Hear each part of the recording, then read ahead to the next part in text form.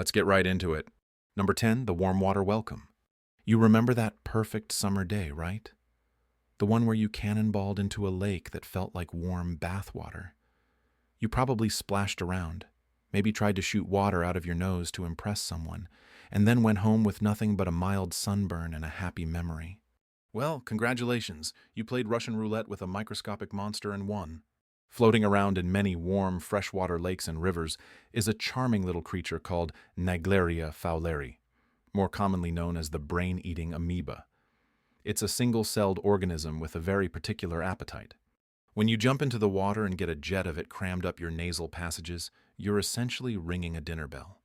This little guy travels up your olfactory nerve and straight into your brain, which it then begins to, well, eat. The initial symptoms are deceptively normal.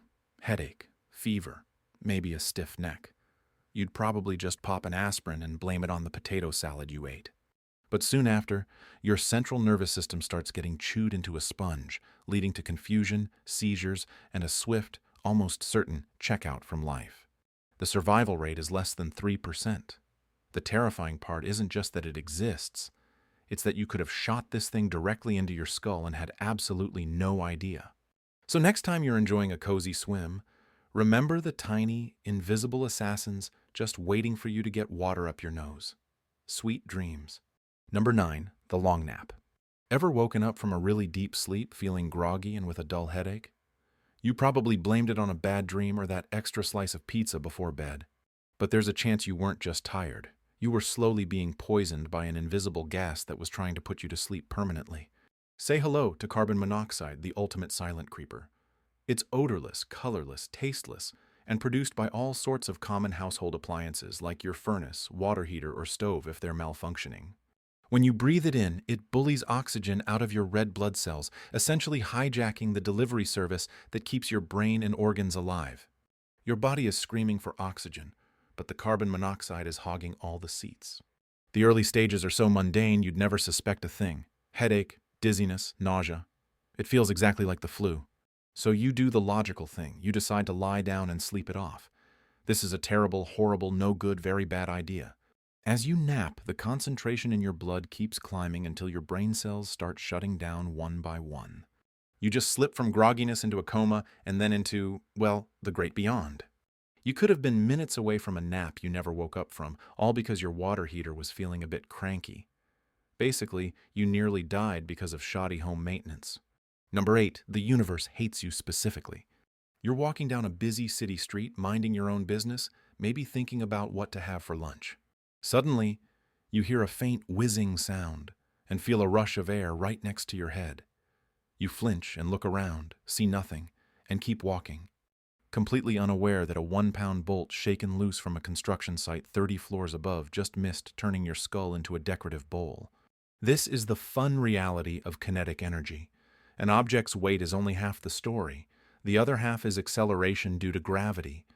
By the time that bolt reached your head level, it would have been traveling at over 80 miles per hour, hitting with the force of a small explosion. And it happens all the time. An air conditioning unit, a loose brick, a piece of ice in the winter. The sky is literally filled with things that could fall and obliterate you. Your brain has a neat little defense mechanism. It filters this stuff out. It doesn't register the thousands of near misses and potential disasters you avoid every single day. From the car that almost ran a red light to the precariously balanced window planter. If it did, you'd be a nervous wreck curled up in a padded room. You exist in a state of blissful ignorance, strolling through a minefield of physics, thinking about sandwiches, while the universe casually rolls the dice on whether or not to drop an anvil on your head. Number 7, the brain's ticking time bomb. Imagine a tiny weak spot in a water balloon. You can fill it 100 times without a problem, but one day, with just a little too much pressure, it silently bursts. Now imagine that water balloon is a blood vessel inside your skull. That's a brain aneurysm, and millions of people are walking around with one right now, completely oblivious. An aneurysm is a little bulge in an artery wall, like a bubble on a tire. You go to work, you watch movies, you complain about gas prices, all while this little vascular time bomb is nestled in your brain. But if one decides to rupture, it floods your brain with blood, causing a hemorrhagic stroke. This is not a gentle process. It's an instant, blinding headache, often described as the worst headache of your life, followed by a very rapid, very serious neurological meltdown. The scariest part is the randomness. There are rarely any warning signs. You could be laughing at a meme, reaching for a jar on the top shelf, or even just sleeping, and pop. Every time you've had a random, sharp headache that vanished as quickly as it came, you were essentially getting a false alarm from a system that could fail without any warning at all. You didn't die because the little balloon in your head decided to hold on for one more day. Lucky you. Number 6. The peanut butter betrayal. Think about your favorite food, the one you've eaten hundreds of times since you were a kid. Now picture yourself taking a bite, and instead of deliciousness, your body launches an all-out civil war against it. Your throat starts to swell shut, your skin erupts in hives, and your blood pressure plummets. Your immune system is a powerful, but deeply paranoid security guard. For years, it can see peanuts, shellfish, or eggs as harmless citizens. Then one day, for reasons scientists don't fully understand, it decides that a peanut protein is a planet-destroying supervillain. The next time you eat it, your body freaks out. It unleashes a chemical flood, histamines and other fun compounds, designed to fight off this perceived threat. The only problem is, the threat is a sandwich, and the defensive measures are actively trying to kill you. This can happen at any age, to any food, even one you've loved your whole life.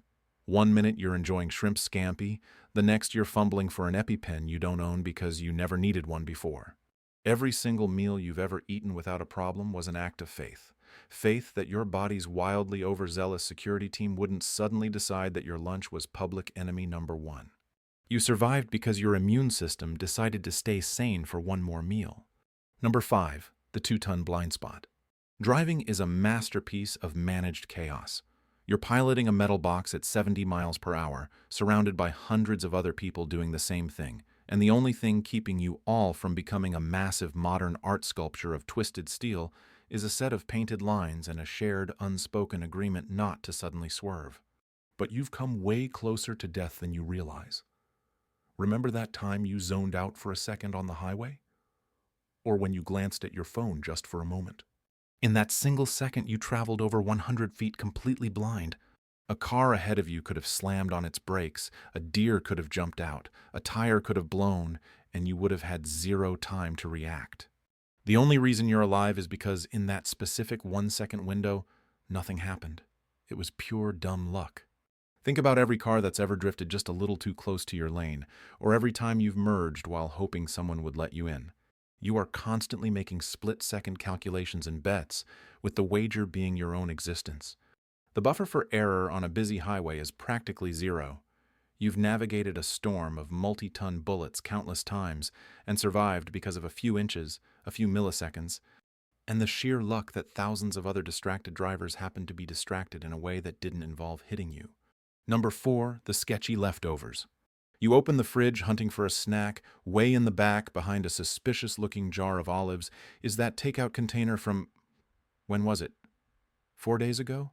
A week? You give it the sniff test. It smells fine-ish.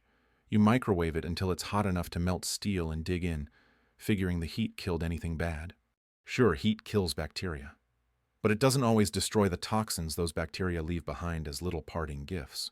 Case in point, Clostridium botulinum. This little guy thrives in low-oxygen environments, like a sealed container of leftover lomine. It produces botulinum toxin, the most acutely lethal toxin known to science. A microscopic amount is enough to cause botulism, which doesn't just give you a tummy ache, it paralyzes you, starting with your face and working its way down to your respiratory muscles until you can no longer breathe. You were lucky you didn't ingest a substance so deadly it's used in microscopic doses for cosmetic procedures to paralyze muscles on purpose. You thought you were just being resourceful and finishing leftovers. In reality, you were playing a high-stakes game of biochemical roulette with last Tuesday's chicken. Number 3, the spark of genius. We live our lives surrounded by a barely tamed elemental force, electricity. It's in our walls, our floors, and in the tangled mess of cables behind our TVs. And we treat it with the casual disrespect of a bored teenager. You've probably unplugged a cord by yanking it from the wall, or used a charger with a frayed, exposed wire thinking it still works. You might have even plugged in a toaster with wet hands. Each time, you were a hair's breadth away from having thousands of volts of current use your body as a shortcut. All it takes is one tiny flaw in an appliance's insulation, one loose wire, or one misplaced drop of water to turn a harmless lamp into a lethal trap. If you touch it, the current will seek the fastest path to the ground, which is suddenly you. Your muscles seize up, your heart rhythm goes haywire into a state of ventricular fibrillation, which is just a fancy way of saying it starts quivering uselessly instead of pumping blood, and your nervous system gets flash-fried. You survived not because you were careful, but because on that particular day the frayed wire wasn't touching the metal casing or the water droplet evaporated a second before you made contact. You've trusted your life to a $3 power strip from a gas station and the shoddy workmanship of 1,000 anonymous factory workers. You treated a force of nature like a toy and got away with it, blissfully unaware that you were one wiggle of a wire away from becoming a science experiment. Number 2, the misplaced step. Of all the dramatic ways to nearly die, this is the most embarrassing and the most common. You just fell down. Or, more accurately, you almost fell down. Think of that time you slipped on a patch of ice and did that ridiculous flailing windmill arm dance before regaining your balance. Or when you tripped going up the stairs, stumbled for a few steps, and caught yourself, your heart pounding. You probably laughed it off. But in that split second, you were at the mercy of pure physics and random chance. A simple fall is one of the leading causes of fatal injuries. It's not the fall that gets you. It's the sudden stop at the end. Your flailing arms and legs are just your brain's desperate last-ditch attempt to shift your center of gravity so you don't land on the one thing that will kill you, your head. A fall from your own standing height can be enough to cause a fatal brain injury if you hit a curb, a table corner, or even just the hard ground in just the right or wrong way. You didn't save yourself with your cat-like reflexes. You were just lucky. The random chaos of your tumble meant your hip took the impact instead of your temple. You walked away with a bruise and a funny story instead of a cracked skull, all because of an inch of difference in where you landed. Number 1, the air you breathe. This is the danger you can't see, smell, or taste. It's the one you've been exposed to 1,000 times without ever knowing it, and its effects might not show up for decades. It was in the walls of your old school, the ceiling tiles of your first office, or the dust kicked up from that home renovation down the street. We're talking about things like asbestos, invisible mold spores, or any number of airborne carcinogens. Take asbestos. For a century, we put this stuff in everything. Insulation, floor tiles, brakes. We loved it. The only problem is that when it breaks down, it releases microscopic, needle-like fibers. If you inhale them, they get stuck in your lung tissue forever, like tiny glass daggers. They can sit there for 20, 30, even 40 years, silently causing scarring and genetic damage until, one day, you get diagnosed with mesothelioma, a famously aggressive cancer. You have no way of knowing if you breathed in these fibers during your third-grade science class, or when you helped a friend tear down an old wall. You could be perfectly healthy right now, with a microscopic time bomb ticking away in your lungs from a single forgotten afternoon. You survived today, but the scariest dangers are the ones that put you on a payment plan. You didn't just nearly die without knowing it. You might have started a process that's still underway. That's all for today. I'll be making similar videos in the future. Subscribe to see them.